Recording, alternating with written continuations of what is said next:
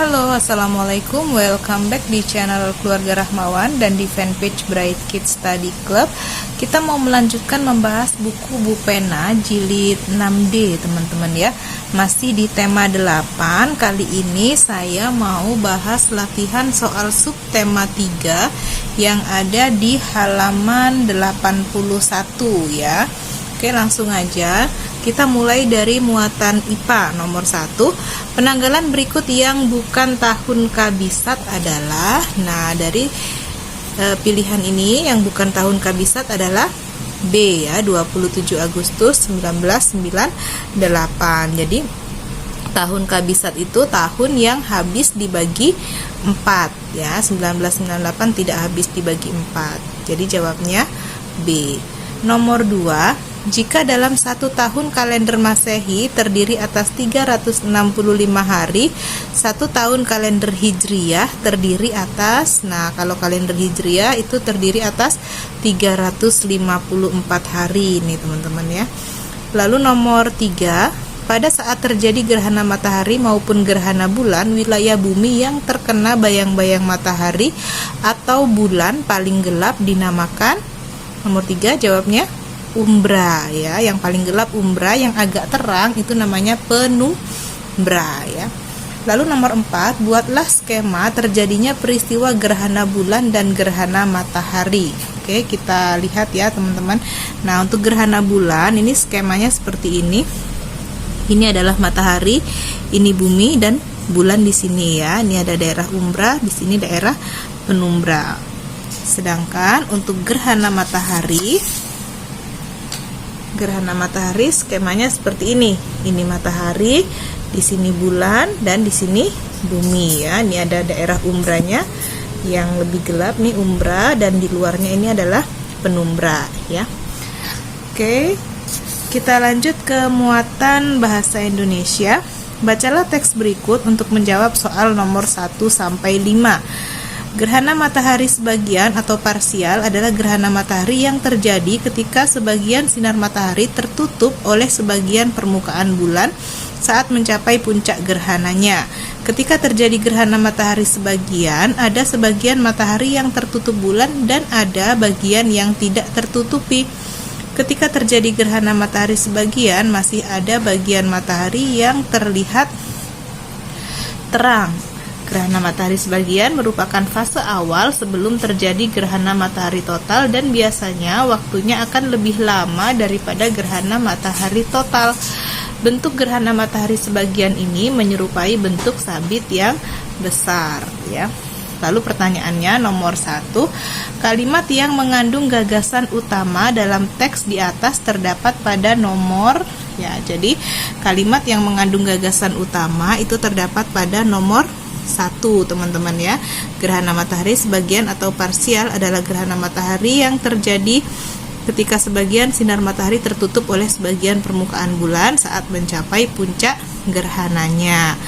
Lalu nomor 2, informasi yang berisi tentang perbandingan durasi gerhana matahari sebagian dan gerhana matahari total terdapat pada kalimat nomor ya. Perbandingan gerhana matahari sebagian dan matahari total ada di nomor 4 ya. Ini kalimatnya, gerhana matahari sebagian merupakan fase awal sebelum terjadi gerhana matahari total dan biasanya waktunya akan lebih lama daripada gerhana matahari total ya.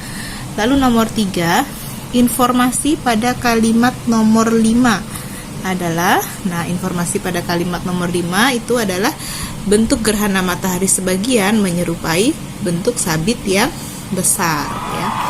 Lalu nomor 4, buatlah peta pikiran dari teks di atas. Nah, dari teks di atas kita bisa buat peta pikirannya seperti ini teman-teman ya. Ini tentang gerhana matahari sebagian. Lalu gerhana matahari yang terjadi ketika sebagian sinar matahari tertutup oleh sebagian permukaan bulan saat mencapai puncak gerhananya. Lalu ketika terjadi gerhana matahari sebagian, ada bagian matahari yang tertutup bulan dan ada bagian yang tidak tertutupi.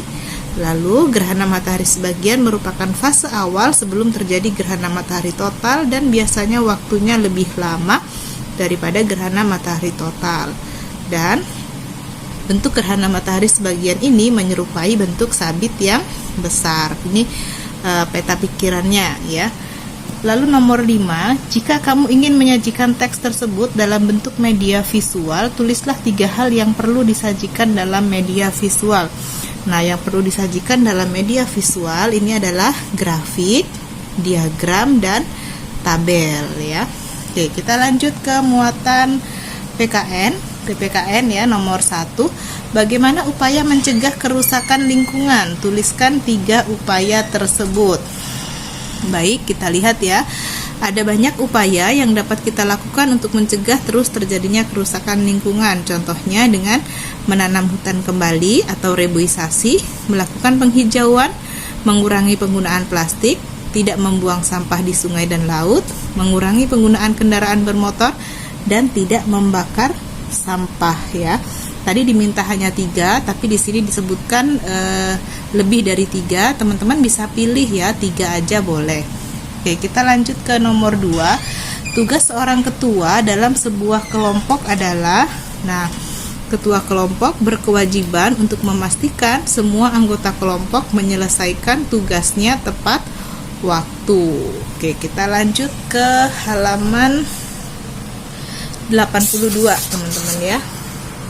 Nomor berikutnya yang ada di halaman 82. Nomor 3. Apa hak yang dimiliki oleh anggota dalam sebuah kelompok? Misalnya kelompok diskusi kelas.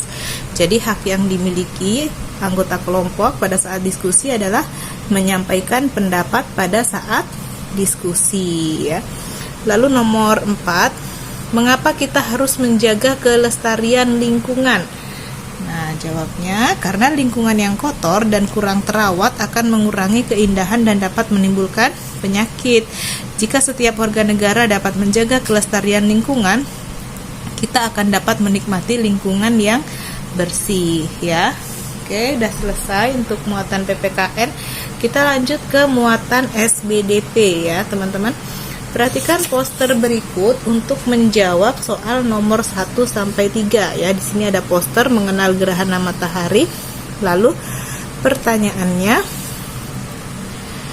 nomor 1, judul poster tersebut adalah, nah ini judul posternya teman-teman ya, mengenal gerhana matahari. Ini nomor 1, judul posternya mengenal gerhana matahari.